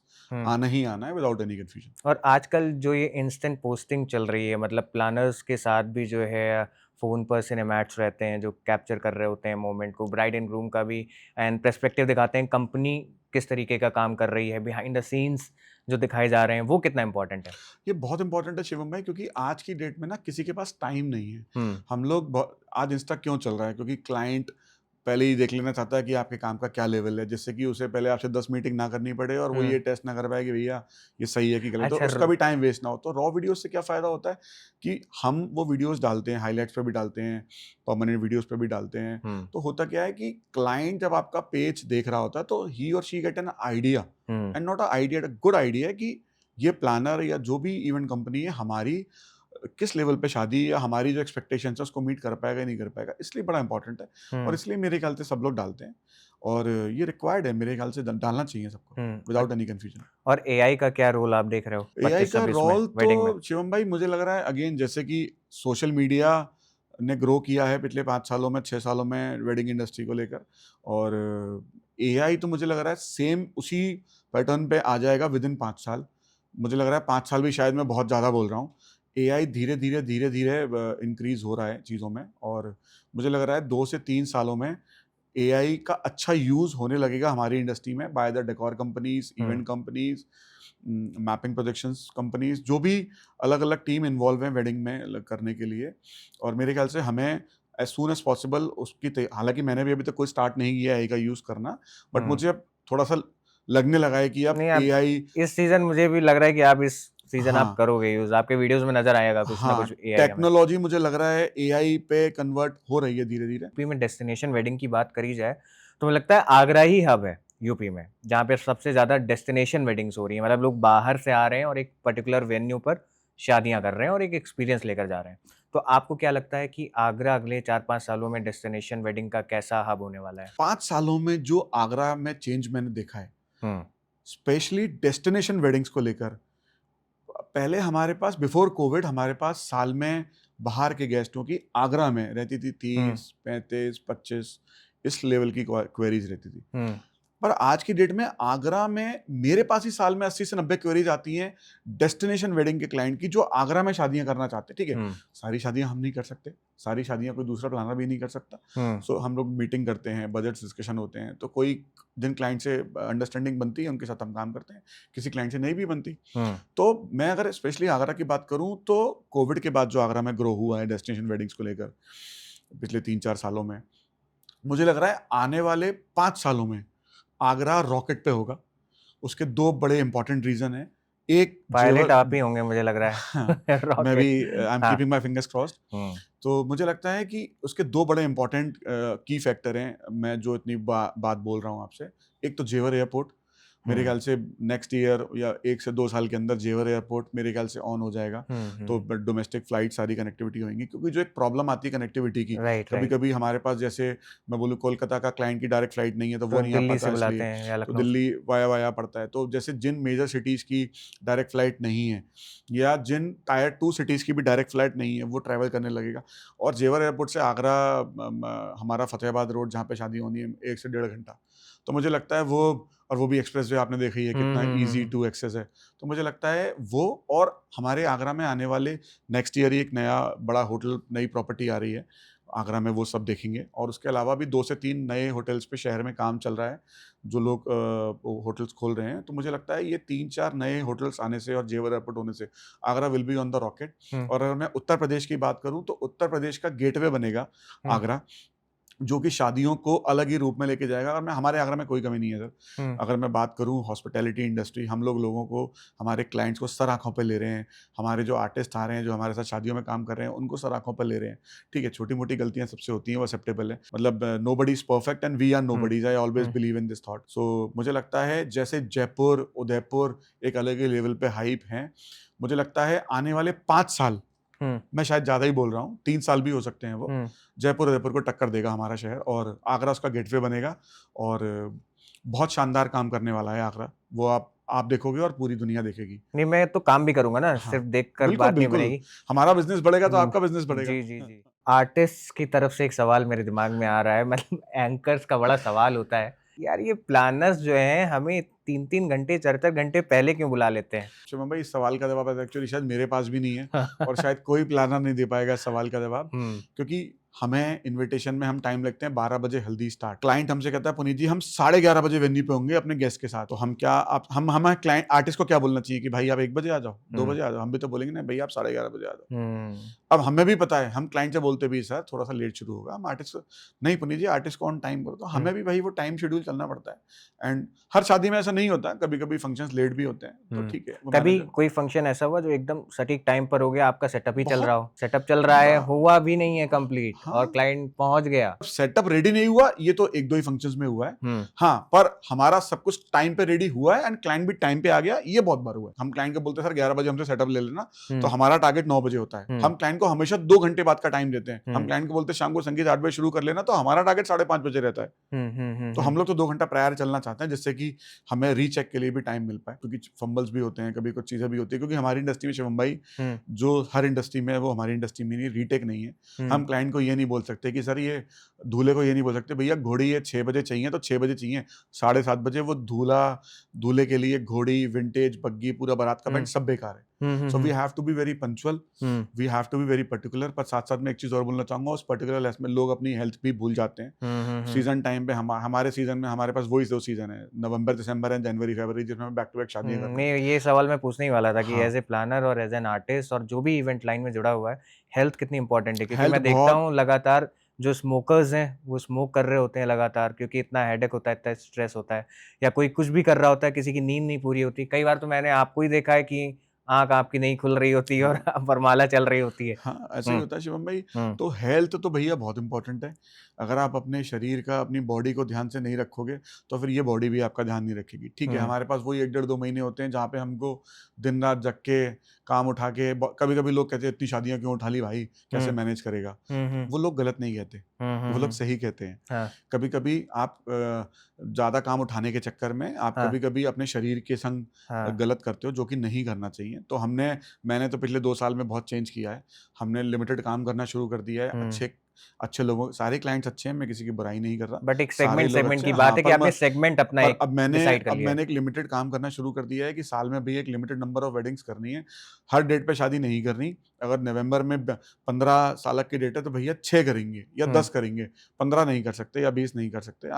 आप अच्छा काम करो और अपने शरीर का ध्यान रखो। अगर आज आप शरीर का ध्यान नहीं रखोगे, तो कल शरीर आपका ध्यान नहीं रखेगा और आप जितना ज़्यादा शरीर की बेकदरी करोगे, उतना जल्दी आप रिटायर होना पड़ेगा आपको काम से। हुँ, तो हुँ। हेल्थ बहुत इम्पोर्टेंट है। नहीं, हेल्थ इम्पोर्टेंट है भाई, हाँ। बिल्कुल आई एग्री विथ यू। हुँ। एंकर्स से, सिंगर्स से कि भैया इतना फिट रहते हैं, इतना ध्यान रखते हैं, खाने-पीने का ध्यान रखते हैं। भाई स्टेज पे फ्रंट पे बहुत रहना सारे है ना। आर्टिस्ट के साथ में कभी ब्रेकफ़ास्ट या डिनर या लंच कर रहा होता हूँ, तो मैं देखता हूँ, मैं तो खूब भर-भर के खा रहा होता हूँ और वो उनकी थाली में फ्रूट्स या वेजिटेबल्स होते हैं, मैं हुँ, उनसे कहता हूँ, भैया क्या आप फिगर पे ध्यान दोगे? या हुँ। आप इतने फिट हो, मैं आपसे कहता हूँ, तो मुझे लगता है कि शायद ये ध्यान रखना नहीं, चाहिए। हमें एक कॉल भी याद आई कि आप कह रहे थे शिवम भाई आप खाएँगे तो कुछ वैसे भी नहीं, आपके लिए सब्जियाँ हाँ, मैंने और वो मैंने बोला मँगवा था दो। एक क्लाइंट से मेरा डिस्कशन हो रहा था, क्लाइंट बोला पुनीत जी खाने का कितना मानूँ? तो मैंने कहा था शिवम को बुला रहे हो तो खाने का तो ज़्यादा मत मानो, वो खाता नहीं है कुछ भी। ₹1000 में निपटा देंगे उसे तो। अरे! नहीं ठीक है, ये तो आपकी मोहब्बत है, आपका हाँ, प्यार है। ये अब वाइब आ जाती है क्लाइंट चूज़ करते समय कि नहीं यार इस काम हाँ, में भसड़ बिल्कुल। होने वाली है, बिल्कुल। रहने देते हैं। बिल्कुल, बिल्कुल। हुँ, हम साल में 70-80 मीटिंग करते हैं पर उतनी शादियाँ नहीं कर पाते। हुँ, हम सेल्फिश तो हम we always choose our client. Hmm, हाँ, हमारे लिए पैसा इम्पोर्टेंट नहीं है, हमारे लिए इम्पोर्टेंट है क्लाइंट का बिहेवियर, हुँ, क्लाइंट की रिस्पेक्ट, हुँ, वो मिल जाए, हुँ, हम 10,000 कम में भी काम कर लेंगे, कोई फ़र्क नहीं हुँ, पड़ता। हुँ, हुँ, हुँ। इज़्ज़त मिल रही है, सब कुछ है। कभी ऐसा हुआ कि कोई क्लाइंट आपने फाइनल कर लिया लेकिन बिहेवियर नहीं समझ में आया और काम आपने बीच में मना कर दिया हो? बहुत सारे क्लाइंट्सों को हमने ऐसा किया है, पर कभी उनका काम नहीं खराब होने दिया। अगर इस स्टेज पे आया कि हम मना करेंगे, तो उसकी उनकी शादी में कोई प्रॉब्लम आती है, हुँ, तो कभी मना नहीं किया। हाँ, अगर 6 महीने प्रायर है, 4 महीने प्रायर है और डिस्कशन का स्टार्ट हुआ है हुँ, और हमें लगता है कि अभी उनके पास ऑप्शंस हैं, वो कर लेंगे, तो हम क्लाइंट से रिक्वेस्ट करते हैं, "सर, आप दूसरा ढूँढ लो हुँ, और अगर आपको लगता है कोई नहीं है, तो हम आपके साथ खड़े हैं, आपकी शादी नहीं खराब होने देंगे।" हुँ, हुँ, क्योंकि मैंने बोला ना यार, वैसे इंपॉर्टेंट नहीं है, किसी के घर की शादी नहीं खराब होने दे सकता। हुँ, हुँ, हुँ, हुँ। शायद इसलिए ईश्वर का आशीर्वाद है कि हम पे बैक टू बैक काम रहता है ना, बैक टू बैक काम कर रहे हैं और हम पे कोई कमी नहीं है काम नहीं की। भाई नियत ही नियति बनाती हाँ। है और वही आप फॉलो कर रहे हो, वो तो समझ में आ रहा है। हुँ। अच्छा एक चीज़ मुझे और बताइए कि वेडिंग्स में आजकल ना बहुत सारे आर्टिस्ट अलग-अलग तरीके के परफ़ॉर्म कर रहे हैं, परफ़ॉर्मेंसेस चल रही हैं, एक दौर चल रहा है। तो आर्टिस्ट कितना इम्पोर्टेंट रोल प्ले करते हैं किसी भी वेडिंग में? सर मुझे लगता है आज की डेट में क्योंकि मैं प्लानर हूँ, मैं हॉस्पिटैलिटी के साथ एंटरटेनमेंट मेरा एक हार्डकोर सेगमेंट है हुँ, एंड हुँ, एंटरटेनमेंट आर्टिस्ट के बिना नहीं हो सकता। चाहे वो सिंगर हो, बैंड हो, डांस परफॉर्मर्स हो, बैकग्राउंड डांसर्स हो, एंकर हो या अलग-अलग तरह के आज इंटरनेशनल एक्ट्स भी होते हैं। तो आर्टिस्ट तो मुझे लग रहा है भैया उनके बिना तो आज की डेट में कोई शादी शादी तो हो सकती है, उसको ग्रैंड वेडिंग नहीं बोल सकते हम। हुँ, जैसा हम बोलते हैं ना हमारी ज़ुबान पे आती है बिग फैट इंडियन वेडिंग तो वो हुँ, कैसे बनती है भाई? हुँ, तो वो आर्टिस्ट ही बनाते हैं, एंटरटेनमेंट ही बनाता है कि उसमें अलग लेवल का कोई परफॉर्मेंस करा दिया, एंट्री बहुत धुआँधार करा दी, एंकर हमने बहुत अच्छी तरह से बोल दिया, जो एक्स्ट्राऑर्डिनरी गेम्स खिला रहा है, कुछ एक्स्ट्राऑर्डिनरी जैसे कि शिवम जी हाँ, करते हैं शिवम भाई। हमारे, मैं ज़रूर तारीफ़ करना चाहूँगा शिवम भाई की। इस मामले में मुझे बहुत पर्टिकुलरली पसंद है शिवम। अरे तो थैंक यू। ये आर्टिस्ट का रोल बहुत इम्पोर्टेंट रोल है। हालाँकि वैसे तो एवरीथिंग इज़ वेरी इम्पोर्टेंट, खाना भी उतना ही इम्पोर्टेंट है, डेकोर भी उतना ही इम्पोर्टेंट है, हॉस्पिटैलिटी भी उतनी इम्पोर्टेंट है। पर आर्टिस्ट मुझे लगता है एंटरटेनमेंट लेवल पे अगर मैं एंटरटेनमेंट परसेप्शन पे बात करूँ तो बिना आर्टिस्ट के कोई शादी ग्रैंड नहीं बन सकती आज की डेट में। सो हुँ, मैं बोलूँगा कि क्लाइंट से भी बोलूँगा कि आर्टिस्ट हमेशा सिलेक्टिव रखें और अच्छे रखें हुँ, और बजट्स इश्यूज तो रहते ही हैं, वो तो कोई नई बात नहीं है, वो किसी भी इंडस्ट्री में रहते ही हैं, बट बट हम अपने क्लाइंट से बहुत segment- लड़ते हैं। जैसे मैं अभी एक शादी की मेरी बात चल रही है क्लाइंट से रिसेंटली, तो हमने वहाँ पे एंकर पिच किया और वहाँ पे डिस्कशन हुआ। क्लाइंट ने मुझे एक एक्स अमाउंट बोला कि मेरा तो ये बजट है, ABC बजट है मेरा, तो मैंने उसको बोला सर इसको XYZ कर लो, कहीं और कॉम्प्रो कर लेना, पर आर्टिस्ट के बजट पे कॉम्प्रो मत करो, एंकर के बजट पे, क्योंकि ये बड़ा इंपॉर्टेंट है हमें, एंड आपकी जिस तरह की पार्टी है उसमें हमें अच्छा बोलने वाला चाहिए। तो मैं हमेशा एक गेस्ट को समझाता हूँ कि सर आपको anchor should be very good, singers bands, क्योंकि वो मजे बांध, उनके बिना नहीं है, बोलने वाला ये बंदा वेडिंग नहीं इज होगा, इनकम्प्लीट है भाई। Weddings incomplete. अभी ना सोशल मीडिया पे एक रील बहुत वायरल हुई थी, एक SFX की, मतलब स्पेशल इफेक्ट्स काफ़ी ज़्यादा यूज़ हो रहे हैं वेडिंग्स में, चाहे वो कोल्ड पायरो हों या फिर कलर शॉट्स हों। तो एक फोटो, एक वीडियो आया था जिसमें ब्राइड का लहंगा जल गया था, वो थोड़ी सी जल गई थी। इस स्पेशल इफेक्ट्स यूज़ करते समय किन बातों का ध्यान रखना चाहिए और कैसे वेंडर्स देखने चाहिए कि भाई ये जो प्रोडक्ट या जो मटेरियल यूज़ हो रहा है, क्योंकि इतने सारे गेस्ट हैं, बच्चे भी होते हैं, चीज़ें भी हैं, कितना सेफ्टी को लेकर अगर मैं बात करूं तो ये किस तरीके से आप देखोगे इस बात? मैं बात सिर्फ SFX की नहीं करूँगा, हम्म। सेफ्टी हमेशा बहुत इंपॉर्टेंट कॉल है किसी भी वेडिंग के लिए, जो कि हमेशा हिंदुस्तान में किसी भी शहर में, इंटरनेशनल जो भी, जहाँ पे जो भी शादियाँ कर रहे हैं हमारे प्लानर्स, हमारे इंडस्ट्री कलीग्स, सबको सेफ्टी हमेशा ध्यान रखनी चाहिए। हमारे संग कितने क्लाइंट के संग डिस्कशन हो रहा होता है, कई बार हम लोकेशन चेंज करवाते हैं क्लाइंट की कि सर ये SFX, आजकल जैसे मैं बात करूं स्पेशल सनडाउनर जयमाला बहुत इन है हमारे वेडिंग्स में, सनडाउनर फेराज बहुत इन है हमारे, वो तो गोवा उसमें का पूरा कल्चर जो है, क्योंकि बहुत, हाँ, सो उसके चक्कर में कलर शॉट्स बड़े इंपॉर्टेंट हो जाते हैं। क्लाइंट्स अड़ जाते हैं कि we want colour shots, couple कहता है कि हमें कलर शॉट्स करने ही है पुनीत जी, तो काफ़ी जगह वेन्यूज़ वो नहीं हमें सपोर्ट करते कि भैया ये कलर शॉट यहाँ पे, तो मैं क्लाइंट से साफ कहता हूँ सर उस वेन्यू पे शादी करनी है, वहाँ पे कलर शॉट नहीं चलेंगे, तो वेन्यू बुक करने से पहले आप ये सोच लो, क्योंकि क्लाइंट कहते नहीं पुनीत जी आप बात कर लें, मैं झूठ नहीं बोल सकता, मैंने सर ये होटल में ये प्रॉब्लम है, या इस होटल में नहीं है, या यहाँ पे कलर शॉट चल पाएंगे नहीं चल पाएंगे, मैं कहता हूँ सर बिना सेफ्टी के मैं कलर शॉट नहीं चलाता। कलर शॉट चलाते समय या कोई भी SFX चलाते समय हमें डिस्टेंस ध्यान में रखना चाहिए, क्या उसकी प्लेसमेंट है, अच्छी क्वालिटी के यूज करने चाहिए, अगेन बजट इशू, ये एक्सपीरियंस से ही आएगा ना भाई, एक्सपीरियंस ही आएगा। एक्सपीरियंस हम जो लोग प्लानर है। कितनी शादियों में क्लाइंट से कहते हैं सर SFX चलेंगे तो इसी कंपनी के चलेंगे, यही वेंडर काम करेगा, यही टीम मेंबर काम करेगा और इसी डिस्टेंस पे काम चलेंगे, नहीं तो नहीं चलेंगे। क्लाइंट कहता है पुनीत जी आप ये कर लो वो कर लो, मैंने कहा सर इसका कोई भी ऑप्शन नहीं है। नहीं तो ये बात तो मैं कैमरे पर भी कहना चाहूंगा कि सारी फैमिली से, कि ये बहुत सही कंसर्न बता रहे हैं यहाँ पर पुनीत भाई, तो आप बिल्कुल इसको फॉलो करें, मतलब प्लानर्स जो कह रहे हैं उनकी बात सुने आप। हाँ, और मैं होटल्स को भी थैंक यू बोलूंगा कि वो भी क्लाइंट को हमारे साथ बोलते हैं कि भैया यहाँ पे ये SFX नहीं चल सकता, यहाँ पे स्पेशल इफेक्ट नहीं चल सकता, तो होटल्स के सपोर्ट के बिना भी ये काम नहीं हो सकता। होटल्स भी बहुत सपोर्टिव रहते हैं इस सेगमेंट में कि भैया आप SFX कहाँ पे चलाओ कहाँ पे नहीं चलाओ, और मैं गेस्ट को विद फोल्डेड हैंड्स हमेशा रिक्वेस्ट के प्यार से ही समझाता हूँ कि सर यहाँ पे ये चीज़ इशू क्रिएट करेगी, कोई इंसिडेंट हो सकता है, कोई प्रॉब्लम हो सकती है, तो वो हम ना करें, उसको अवॉइड करें। तो वी ऑलवेज अवॉइड कि SFX कोई खराब क्वालिटी के ना चले, एंड प्लेसमेंट बहुत इंपॉर्टेंट है। जो भी आज तक हादसे आपने देखे होंगे, ठीक है, एक आध हादसे में बोल सकता हूँ कि अच्छी सारी चीजें करने के बाद भी कभी कभी चीजें खराब हो जाती हैं, बट 99% केसेस में नहीं होती। तो मैं रिक्वेस्ट करूंगा क्लाइंट से कि SFX कभी भी किसी भी वेंडर से आप काम करा रहे हो उसको खराब तरीके से, खराब क्वालिटी के ना यूज करें, ये बड़ा इंपॉर्टेंट है। कि जैसे शादी को आपको 10 साल हो गए ना, हाँ जी हाँ जी हाँ जी। तो अगर मैं पूछूं कि आपको फिर से शादी करनी हो उसी इंसान से, क्योंकि अभी देख रहे हो आपकी ट्रेंड कैसा चल रहा है, तो आपकी फेवरेट डेस्टिनेशन वेन्यू क्या होगी? देखिए मैं आपको, मेरे एक्चुअली लोग हंसेंगे अगेन इस बात पे, लोगों का तो एक ही कोई फेवरेट डेस्टिनेशन वेडिंग वेन्यू होता है, पर मेरे दो हैं। दो होने का रीजन कहीं ना कहीं मोदी जी भी हैं, हमारे रेस्पेक्टेड प्रधानमंत्री जी श्री नरेंद्र मोदी जी। उन्होंने जब से एक नारा दिया है #वेड-इन-इंडिया वाला, उसके लिए मैंने अपनी एक वीडियो भी बनाई थी, इंस्टा पे मैंने डाली हुई है, और #वेड-इन-आगरा करके, ओके, कि आप लोग आगरा आइए और आगरा में शादी करिए और कनेक्ट मी, अपनी कंपनी का प्रमोशन भी मैंने किया। जिस वेन्यू पे मेरा शादी करने का मन था मेरी वेडिंग डेट पे, वो वेडिंग वेन्यू उस डेट पे खाली नहीं था, इसलिए मेरी शादी उस पे हो नहीं पाई, और तब तक मुझे आइडिया भी नहीं था कि हम लोग इतने ग्रैंड लेवल पे शादियां कर सकते हैं। मेरा कंसर्न थोड़ा शादियों की तरफ उस लेवल पे नहीं था, सबका अपना एरिया ऑफ इंटरेस्ट रहता है ना, तो मेरे को इतना इंटरेस्ट नहीं था उस टाइम पे। अब जब इंडस्ट्री में आ गया हूँ तो मुझे सारे नो हाउस पता है, तो मेरा इंटरेस्ट भी बढ़ गया। सो एक तो मेरा मन है एक आगरा में ही शादी करने का दोबारा से, सेम मेरी उसी वाइफ के साथ, और ऑब्वियसली उसी वाइफ के साथ करोगे आप, भाभी जी, इशिता के साथ ही।